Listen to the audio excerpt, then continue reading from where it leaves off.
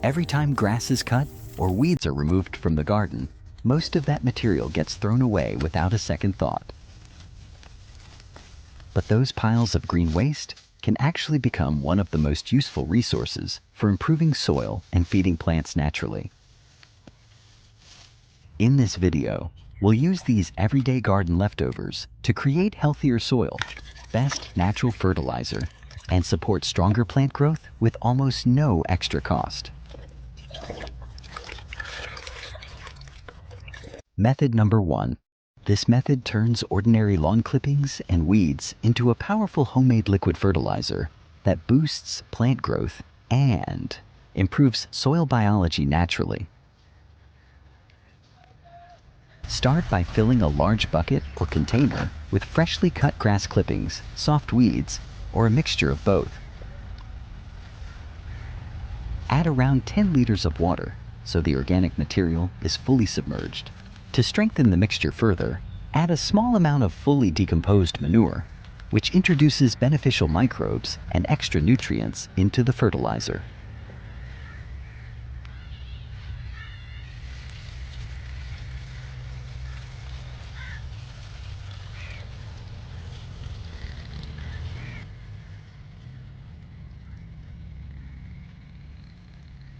Then mix in a few tablespoons of molasses to feed microbial activity and help the fermentation process become more active.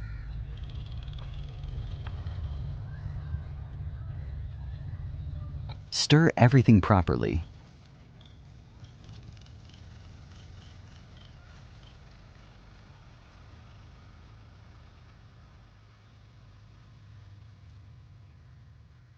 And loosely cover the container, allowing airflow while still protecting the mixture. Leave it to ferment for about 2 to 3 weeks, while the grass and weeds slowly break down and release nutrients into the water. During this period, beneficial microbes multiply rapidly and convert the organic matter into plant-available nutrients.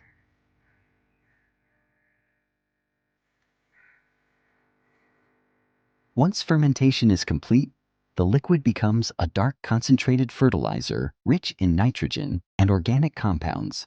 Before using it, dilute the concentrate with water at a ratio of 1 part fertilizer to 10 parts water because the solution is very strong. Apply this fertilizer around vegetables, fruit plants, flowers, or container plants every 2 weeks to support greener leaves, stronger growth, and healthier soil.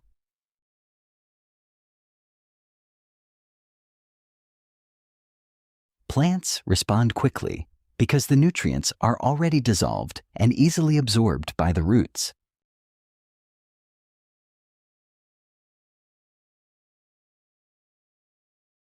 Let's begin with the easiest technique: chop and drop.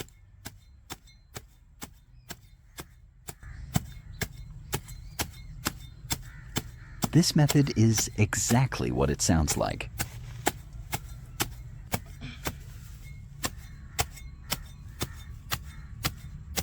Go out into your garden and gather up weeds.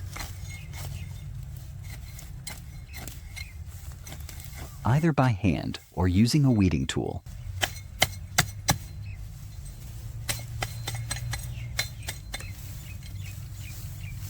Try to remove the whole plant, roots and all.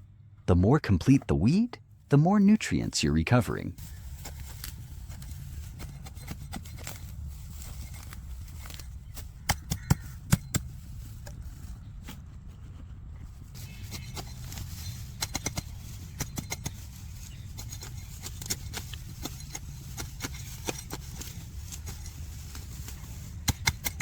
Then, take those weeds and chop them into smaller pieces using garden scissors or pruning shears.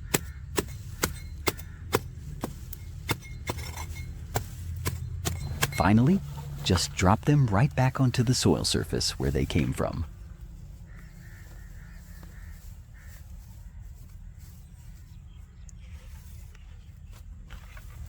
By cutting the weeds into smaller bits, you help them break down faster. As they decompose, they return valuable nutrients to the soil, feeding your plants naturally. It's a bit like creating your own mulch layer, which helps retain moisture, suppress new weeds, and enrich the soil, all in one go. But there are a few important things to remember when using this method. First, only use the chop and drop approach on a dry, sunny day. You want the weeds to dry out and break down, not root themselves back into the soil. If the ground is damp or the weeds are still alive and moist, they might reestablish, which is the opposite of what we want. Second, avoid using weeds that have already produced ripe seeds. Spreading seed-laden weeds across your garden is just asking for trouble. You'll end up with more weeds than you started with. And third, don't use creeping or perennial weeds with aggressive roots. Weeds like these can sprout again from the tiniest root fragments. Now let's talk about the third method, which I personally find the most effective: making weed tea.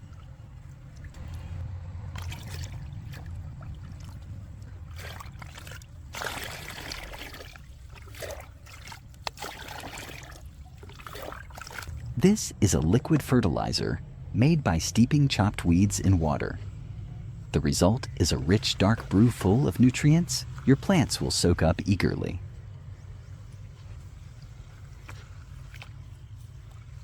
Here's how you make it.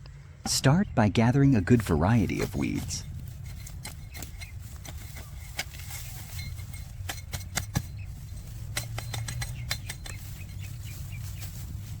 The more diverse the mix, the broader the range of nutrients you'll get in the final tea.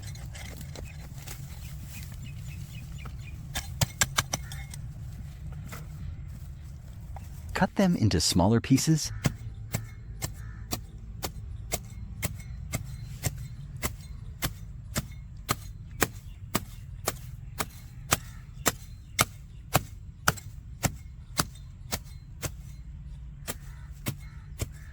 and pack them tightly into a large bucket.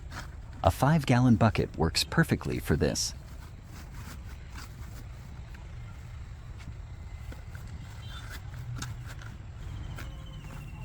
Press the weeds down as much as possible to make room for more material. Once your bucket is full, pour in enough rainwater to completely submerge the weeds. If rainwater isn't available, use regular tap water.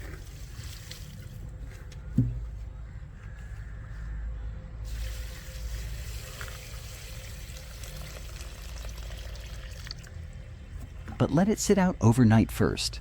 That gives time for chlorine to evaporate, which is better for the beneficial microbes you want in the tea. Optionally, you can add a handful of finished compost or mature leaf mold to jumpstart the fermentation process. This introduces friendly bacteria and fungi that help break the weeds down faster.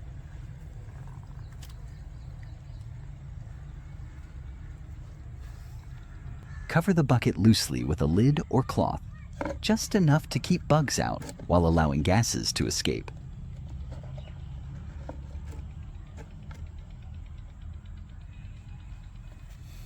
Leave the bucket in a shaded, warm area and stir the mixture every couple of days to keep it aerated.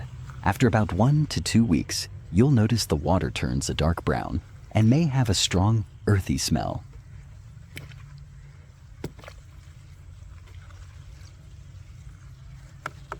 That means it's ready to use. Before applying the tea, make sure to dilute it.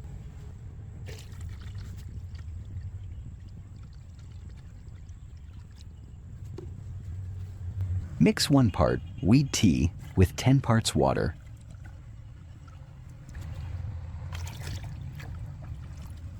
This ensures the nutrients don't overwhelm your plants.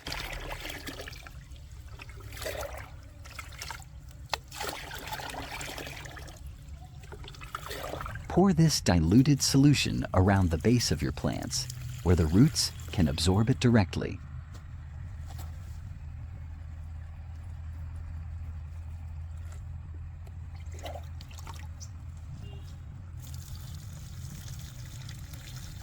You can repeat this every 10 to 15 days during the growing season to give your plants a regular, balanced boost of natural nutrients.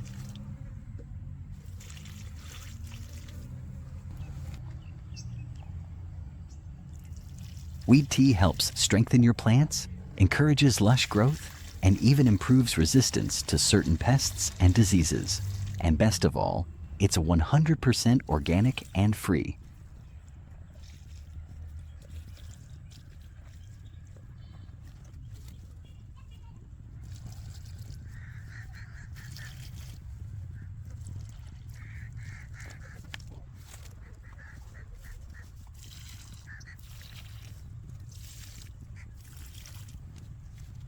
Now let's move on to another method for putting weeds to good use, composting.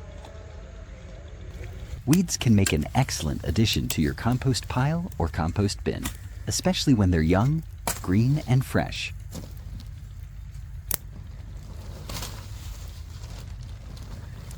These types of weeds are rich in nitrogen, which makes them perfect greens in the composting process.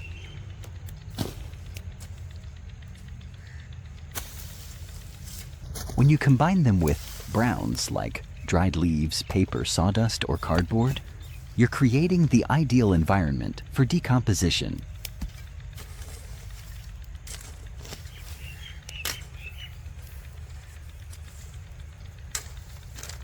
Nitrogen-rich greens help speed up the composting process, heating up the pile and helping it break down faster. And the best part? You're turning something unwanted into nutrient-rich humus that your plants will love.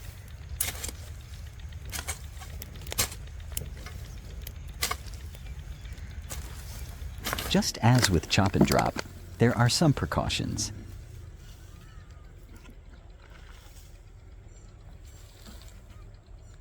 Never add weeds with seeds into your compost unless you're absolutely certain your compost gets hot enough to kill them.